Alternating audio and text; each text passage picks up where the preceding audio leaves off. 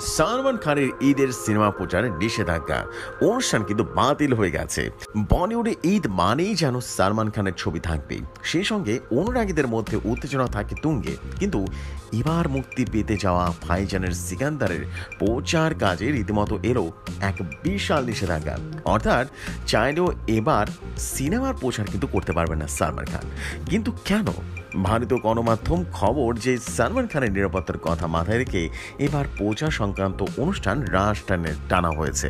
কারণ লরেন্স বিষ্ণুজয়ের থেকে পাওয়া খুনের হুমকি আসার কারণে এই সিদ্ধান্ত নিয়েছেন ছবির নির্মাতারা। তবে ছবির বেশিরভাগ প্রচার সামাজিক মাধ্যমে করার সিদ্ধান্ত নিয়েছেন পরিচালক আর মুগরাতোস এবং প্রযোজক সাদিক নির্ওয়াল, এবং ছবিটির ট্রেলারও শীঘ্রই মুক্তি পাবে বলে জানা গেছে। প্রথমে নির্মাতারা সিদ্ধান্ত নেন ছবির ট্রেলারে 30,000 ভক্তের সামনে প্রকাশ আনা হবে, কিন্তু নিরাপত্তার কথা মাথায় রেখে সেই অনুষ্ঠানটিও বাতিল করা হয়।